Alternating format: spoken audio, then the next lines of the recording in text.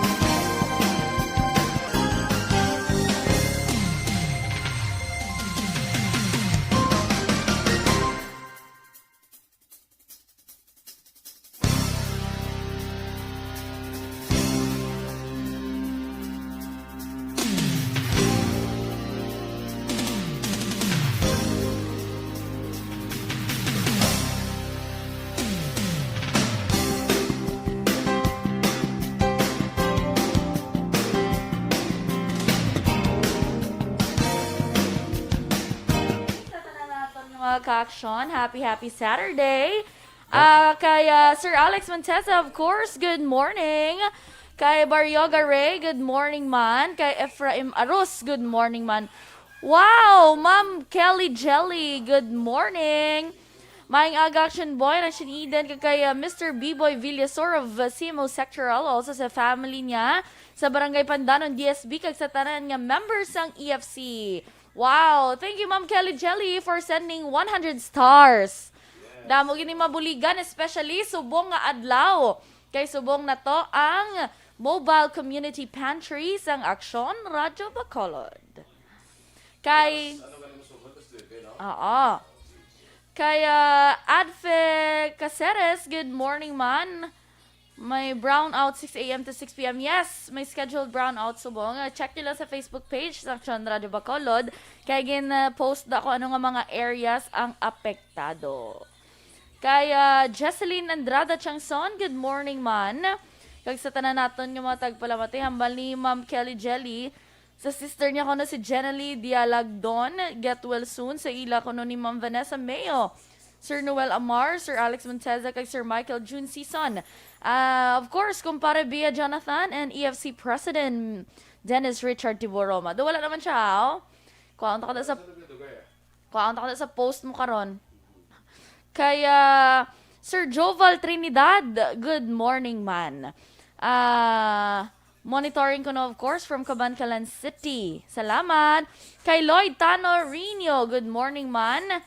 Kay Ma'am Vanessa Mayo. Hi, Ma'am Vanessa. How are you there? Greetings from Viva Las Vegas. Kuno. Hello lang kuno kay Mrs. Alma Alvarez Gallo and the brother niya. Wow, brother na sila. Maninoy Roberto Juanval Gallo. Thanks for the hospitality. So much good. Wow, nakita na sila guro ay. Yes, kahapon. Wow. Bongga. Oo. Grabe no, kay tungod lang na sa EFC ni nagkilala. Dapat sila kita ay. Dapat sila kita ay na naman. Wala pa na kami actually nakita na personal nila ni Ma'am Banya, ha? Hindi ko wala pa. Oo, napagan. Hindi ko wala pa kami kita na personal ni Ma'am Ban. Nakibot sa gani kay muna. Anyway, sige lang. Salamat sa pamilya Gallo kay Juan Ball kay Ma'am Alma Alvarez Gallo. nga sang ila nga pag-host, pag-treat sa kay Ma'am Van Wow, yes. Mayo, no? Oo. Wow, Ma'am Kelly Jelly sent another 100 stars, 200 stars, Aksyon Boy. 200 stars na. Oh, balya. Wala man ko da to give ara lang stars in that way makakontribute ko. Correct. Thank you, Thank ma'am. you. Sige. Standby tanay sa atong mga balita lokal.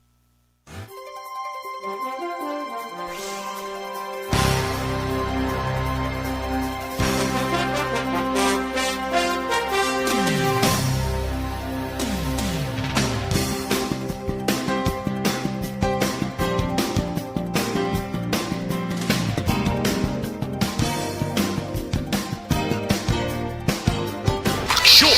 Balitang Bayan, Numero 1.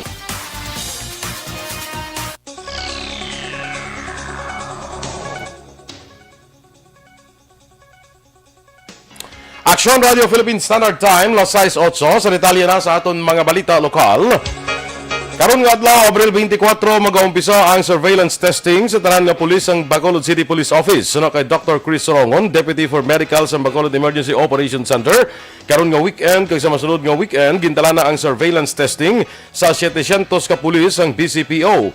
Ini matapos ang pagpositibo sa siyam ka mga pulis nga na-assign sa Police Station 1, nakip na diri ang pila ka pulis nga nagapaydalom sa field training program. Suno pa kay Sorongon, sarang makatrabaho ang pulis pagkatapos ng surveillance testing kag iga-extract lamang sa tion nga magpositibo sa virus. Dugang pa ni Sorongon, ang kapulisan nga frontliner ang nagapanguna sa prevention strategy sa pagpatuman sang regulasyon kang isang curfew, 30% nga seating capacity sa mga establishmento, liquor ban kag iban pa. Nagdangat naman sa 73 mga katapos ang kapulisan sa Negros Occidental Police Provincial Office ang nagpositibo sa COVID-19. Sino kay NOCPO Deputy Spokesperson Lieutenant Abigail Dunasco, 26 sa 73 ang aktibo kag tatlo na kabatsyag sang sintomas ng mga virus. Dugang pa ni Dunasco, tanan silang yara sa isolation facility, kag luwas naman sa katalagman. Sa gihapon, wala sang dapat kabalakaan ang publiko nga magatransaksyon sa mga estasyon sang pulis, kay ginapatuman ang mga health and safety protocol. Naglambot na sa 33,450 ang kabilugan nga kaso sa COVID-19 sa Western Visayas matapos nadugangan sa 398 ang COVID-19 infections. Na may pinakamalabo diri ang Negros Occidental nga may 221 kat local cases kag 2 ka LSI. Ginasundan sa siyudad sa Bacolod nga may 55 ka local cases kag 11 ka LSI. Probinsya sa Iloilo nga may 37 ka local cases. Capiz nga may 21 ka local cases, Aklan nga may 19, Antique nga may 17 ka local cases kag siyudad sa Iloilo nga may 13 ka local cases, isa ka Apur kag isa ka ROF. Samtang 169 naman ang bagong recoveries kag isang bagong napatay nga nagdala sa kabilugan sa 860 sang death toll. Ang Western Visayas mayara sang 4,887 ka aktibo nga kaso sang COVID-19. Naglabot naman sa 12 ka estasyon sa kapulisan sa Negros Occidental Police Provincial Office ang nagpahamtang sa community pantry nga ilaging tawag nga barangayanihan. Sino kay NOCPO Deputy Spokesperson Lieutenant Abigail Dunasco, iniamo mga police stations ng Toboso, San Enrique, Escalante, Isabela, Valladolid, Bago, Cadiz, Sipalay, Kawayan, Sagay, kag 1st and 2nd Mobile Force Company. Dugang ni Dunasco, may mga police station nga nag-augment sa mga nagapatigayan nga community pantry sa mga pribado nga individual. Ginahimo man sa iban nga estasyon ang pagbutang sa pantry sa mga mobile patrol kag ginapahamtang sa mga nagkalain-lain nga lugar. Luyag man sang kapulisan nga makabulig sa mga nagakinahanglan. Samtang nagpasalamat naman si Bacolod Mayor Evilio Leonardia sa nagadamo karon ng ginatukod nga community pantry sa siyudad sang Bacolod. Sa iyas nga video message, ginpahayag sa alkalde nga si Kapitan Madeline Diaz ang Barangay 18 ang isa sa mga nag-conceptualize ni kag makita ang amat-amat na ini nga nagadamo. Suno sa alkalde, ini sa karon ang kinahanglan kag dapat tatagan sa pagkilala sang Filipino spirit kag bayanihan. Nagapasalamat man si Leonardia sa mga taga Bacolod nga nagupod sa sining nga konsepto. Nagapanawagan man si Leonardia sa mga politiko nga hindi na mag-intra sa sining aktibidad. Kasunod nga nabaton sila ka report nga naghahana sa tion nga magdamo ang tao sa community pantry. Wala sa ngalan gintumod ang alkalde nga iya gindaragway nga politiko nga wala man sang may nahimuan sa pagig-away kontra COVID-19 sa isa na katuig nga nakaligad. Kadamo na nag-amat damo ang mga community pantries sa Bacolod. This is what we need today, and we have to give this credit to the Filipino spirit, ang bayanihan, kag ang good-naturedness ng Pinoy. Ang kabahin sa pahayag ni Mayor Bing Leonardia. Sa iban pa nga balita lokal, ginlutang naman ang isa ka lalaking kinaligaro wala makabayad sang iya utang sa iligal nga droga kagabi sa Puroksigay Barangay 2 sa siyudad sa Bacolod. Ang biktima ginkilala kay Roland Figora Jr. alias Agi, 42 anyos, kag residente sang Puroksigay sa amuman nga barangay. Sunod kay Police Station 2 Acting Station Commander Police Captain Paul Vincent Pendon, nagatindog sa kilid sang balay si Figora kag ginpalapitan sang suspetsado nga ginkilala naman kay Ben Rowen Asumbra sang amuman nga barangay. Dugang panipendon, unang nagbailohanay sa masakit nga tinaga ang biktima kag suspetsado sang gulwinali na lang nga gintiro ni Asumbra si Figora kag naigo ang isa ikon isa na wala nga tiil gamit ang kalibre 38 nga armas luthang. Ang biktima karon pa nga ginabulong sa Corazon Locsin Montelibano Memorial Regional Hospital. Samtang naglambot naman sa 340,000 pesos nga balor sa ginasuspetsuhan Shabu nakuha sa mag-asawa sa bypass operation sang Philippine Drug Enforcement Agency NOCPO sa Purok Ilak Barangay 1, siyudad sang Bacolod. Ang nadakpan kilala kay Jobel Villases samtang ang bana sini nga nakapalagyo ang kilala kay Edlin Villases. Nakuha sa mag-asawa nga Villases ang duha ka dalagko, isa ka gamay kag tatlo ka elongated plastic sachet tanan ginasuspetsuhan Shabu. Sa karon paraan pang ginapangita sa mga otoridad ining si Edlin. Sa katapusan nga balita lokal, wala sige hapon sang ideya ng Escalante PNP kung ano ang motibo sa pagpatay kay Leticia Cordova nga isa ka kabo sa hacienda sa anas del Sitio Santa Ana, Barangay Mabini, siyudad sang Escalante. Sunod sa hepe nga si Police Lieutenant Colonel Hiljan Despi, wala pagid sa may matumod ang otoridad ng mga suspetsado kay mismo ang pamilya wala man nagaka-operar sa investigasyon. Nagapabilin nga motibo kung rason sa pagpatay kay Cordova among kaso sinisad to nga pagpanghimulos kag may naengkwentro antes pa siya ginluthang.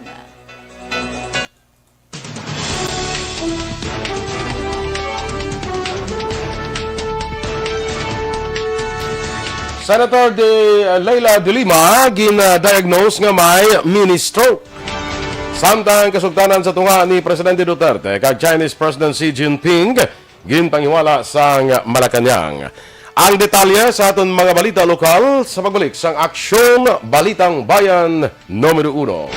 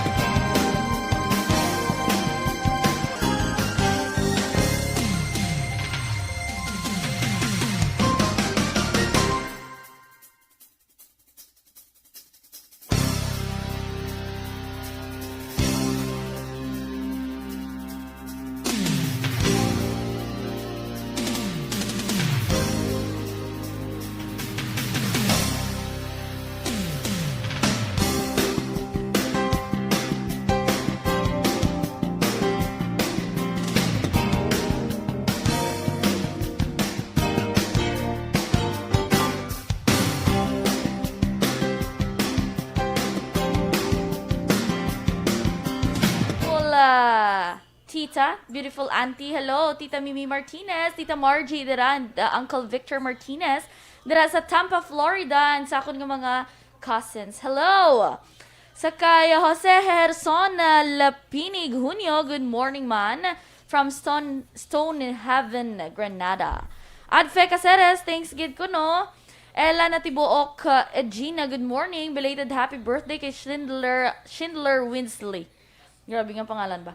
Adro Mangilan Villarosa, good morning man. Kay Sir Noel Amar, of course. Kay Helen Asareta, good morning. Good morning sa iya kuno nanay, Nanay Lita Maculada, kag Tita Nancy Sareta. Greetings from Helen Sareta, Kapaklan, Inayawan, Kawayan. Madamo gid nga salamat. Hambali Ma'am Kelly Jelly, just let us know kung ano ma-help da nga masarangan lang. God bless you guys. Thank you. Hambali Ma'am Vanessa Mayo, thank you gid kuno kay Aksyon Boy, gin pa-connect mo sila kuno ni Maninoy One Ball. Yes. Kay super kind gid sila kuno and so humble. Kay Sir Joval Trinidad, greetings included Sir Aksyon Renato Boy Macho Duran. Ay, hindi nihalin ang macho man. Sino na? Si Hambali Sir Joval Trinidad. Oo. Ma'am Maria Luisa. Wag ka na matsuhan sa ako now. Ay, yak. Oh, yak. Joke. Macho ah. Ma'am Maria Luisa Melos, good morning. And sa iya bana nga si Sir Melchor Dira, good morning man. Kay Teacher Romela Arevalo, sa iya sininga bana nga si Tito Shello. And sa bata nila nga si Excel, good morning. Sa Bagos City. Venram, ukon Marvin Banhor. Good morning, watching from Bagos City man. Sir Michael Jin Season from Chatuilis, Paranaque, thank you so much. Kimosabe Kaching Magellan, good morning. Richard Alegre Bargamento, good morning man. And of course, Sir Robert Roma. Follow mo da? Dali na lang. Kay Glycia Avlas, good morning. Sige. Lapaw. Kay Robert, sige, arin ako. Kay Christopher Corsiga Masmela, good morning mandra sa imo. Sa kay Francisco Guangco, Donna Navarte Macario. Sa kay Remia Garcia, nga nag-monitor dira, good morning sa inyo. No? Sa kay Grace Mustre, good morning man sa imo, Grace. Homa Lumena, of course, J.R. Pilahio. Kay Sweeney Bernadas. Mayong aga man dira. Morning sa inyo dira. No? Jocelyn Diboon Dispoho. Panami man dira sa imo. Kag sa kay Jean Buarom, kay classmate ko Jean Buarom, kay pare ko Arlene Buarom. Good morning man.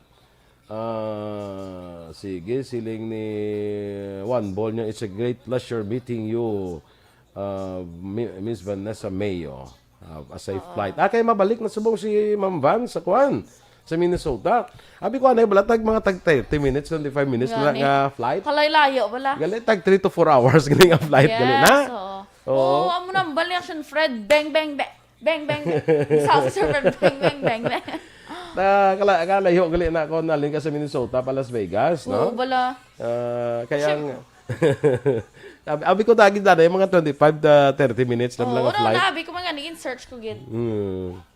Kaya abi ko Minnesota ka Las Vegas, sundanay lang mo M kag L, abi ko Ay, amo na siya. Abi mo sa alphabet. Oo. Okay, sige. Stand by na sa dugang ng mga balita.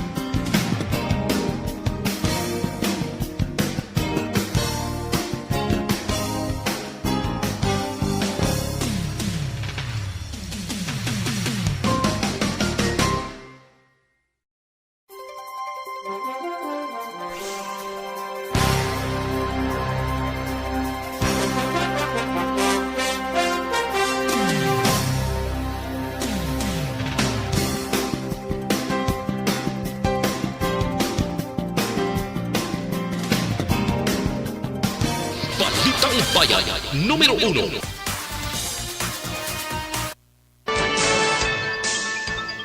Aksyon Radio Philippine Standard Time, las 6:23 sa detalye na sa aton mga balita nasyonal. Nakaanggon sang mini-stroke si detained Senator Leila de Lima kag gilayon nga gindala sa ospital para sa examination. Ginpaboran sang Muntinlupa Regional Trial Court Branch sa 205 kag 256 ang urgent motion sang senador para sa medical for law nga ginfile sa tong Abril 21 matapos na nagreklamo si de Lima sang pagpalanakit sa ulo kag masami nga pagpalamuy-poy sang lawas. Sa mando ni Presiding Judge Lizelle Akitan sang Muntinlupa RTC Branch 205, nagwa sa examination sang doktor sang senador nga si Dr. Miofilia Santos Cao, nga gindiagnose si De Lima nga may mini-stroke. Ginparugyan sa senadora nga mapaidalom sa Brain Magnetic Resonance Imaging o kung MRI, agud may baluan na matuod sini nga kondisyon. Pareho naman yung inaprobahan ni Akitan kag Muntinlupa RTC Branch 256 Presiding Judge Romeo Benaventura ang tatlo kadlaw nga medical for law ni De Lima sa Manila Doctors Hospital. Ginpanginwala naman ni Presidential Spokesman Harry Roque ang alegasyon nga may verbal agreement si Presidente Rodrigo Duterte kay Chinese President Xi Jinping nga tugutan ang mga Chinese nga magpangisda sa sakop sa exclusive economic zone sa Pilipinas. Ining sabat ni Roque matapos ginaligar ni retired Supreme Court Associate Justice Antonio Carpio nga wala ginaseryoso sa China ang diplomatic protest nga ginfile ni Foreign Affairs Secretary Teodoro Locsin Jr. Subong man ang mga paandam ni Defense Secretary Delfin Lorenzana bangod ilan na hibaluan nga may fishing agreement kay Presidente Duterte. Apang ginklaro ni Roque nga wala sang verbal agreement sa tunga sang duha ka lider kag wala man sang basihan ang mga akusasyon ni Carpio. Nag-file sa duha ka panibagong diplomatic protest ang DFA angon sa pagpabilin sang Chinese vessel sa sulod sang teritoryo sa Pilipinas sa West Philippine Sea. Sunod sa DFA, ang bagong diplomatic protest dugang lamang sa adlaw-adlaw nga diplomatic protest nga ilagi una ginpasar sa di nakasaad sa abiso ang panumdum sa China nga ang Baho de Masinloc, Pag-asa Islands, Panata, Parola, Kota Islands, Chigua, kag Burgos Reefs ang teritoryo sa Pilipinas, kabangdanan nga ang Julian Felipe Reef kag Ayungin Shoal. O kung amuman ang Julian Felipe Reef kag Ayungin Shoal. Ginpahag man nga ang panahon nga presensya sang Chinese vessel sa manasambit nga bahin sang West Philippine Sea, suli sa ginpahag sang China nga tuyo nila ang katawhayan sa riyon. Ginpahing naman sang Octa Research nga may pagnubo sa reproduction numbers ng COVID-19 sa National Capital Region nga naglambot na lang sa 0.99. Ang reproduction number ang kadamon sang tao nga mahimo malatnan sa isa ka tawo nga infected sang COVID-19. Apang ginpahing ni Professor Guido David sang Octa nga hindi sa gihapon garantiya nga dalayon na nga maganubo ang reproduction number sang virus. Suno kay David, ang daily average ng COVID-19 cases sa karon ang mayara sa 4,300, mas manubo ikumparar sa 5,000 mas sobra 5,000 sa itong nakaligad ng semana. Ang positivity rate man ang nalambot sa 22% nga mas nuwo sa 25% sa itong Abril 10. Samtang, yan pa naman ni David nga padayon nga puno sa gihapon ng mga hospital nga may pasyente nga COVID-19 kag ang Pilipinas ang nakarecord sang 3,000 ka kaso sa kada adlaw. Nag-file sa duha ka panibagong diplomatic protest o kung sa duha naton nga balita nasyonal, ginmando sang Interagency Task Force sa Philippine Health Insurance Corporation nga magbayad sang hospital dues sa mga lugar nga may high risk kag critical COVID-19 situation sa bilog nga pungsod. Suno kay Presidential Spokesperson na Harry Roque, ang nasambit nga tikang ginhimo bangod sa high risk kag critical risk areas ang dapat tatagan sang prioridad sa COVID-19 vaccine allocation, human health resource deployment, kay iban pa nga COVID-19 responses. Antes sa nga tikang prioridad lamang sang PhilHealth ang balayran sa healthcare facilities sa National Capital Region kag sa mga probinsya sang Batangas, Bulacan, Cavite, Laguna, Pampanga kag Rizal. Ginainganyo naman sa Catholic Bishop Conference of the Philippines ang mga Katoliko nga maghalad sa pangamuyo para sa tanan nga nagkalamatay nga Pilipino bangod sa COVID-19 sa maabot nga Mayo 8. Ini matapos ideklara ni Manila Archdiocese Apostolic Administrator Bishop Broderick Pabilio ang nasambit nga petsa bilang Day of Prayer. Ginainganyo man niya ang mga pumuluyo nga magtambong sa Mass for the Dead nga patigayon sa Manila Cathedral tag na alas 9 sang aga pinaagi naman sa live streaming. Mahimo man magtukod ang mga parokya sa mga memorials nga may laragway sa mga palangga sa kabuhi kag maabyan nga nagtaliwan bangod sa COVID-19 para dumdumon sila kag masami nga mahalaran sang pangamuyo. Sa records ng Department of Health sa tuong Abril 21, yara na sa masobra 16,000 ang nagkalamatay bangod sa COVID-19, humalin tuig 2020 tubtob sa karon. Aksyon Radio Philippine Standard Time, las 6:28. Kag sa aton mga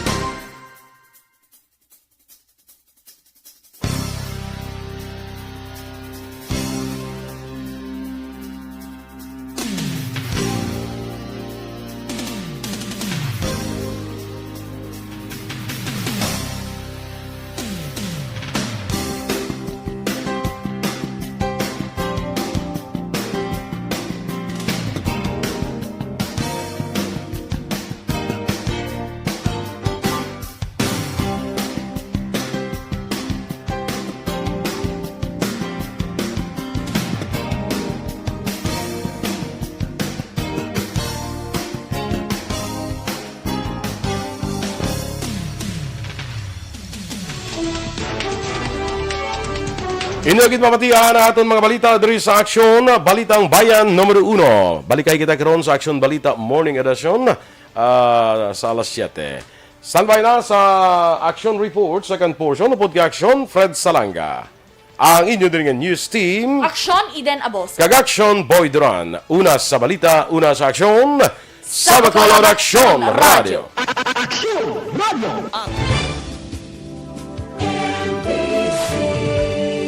Manila Broadcasting Company. Sa balita, komentaryo, isyu, serbisyo publiko. Sa Bacolod,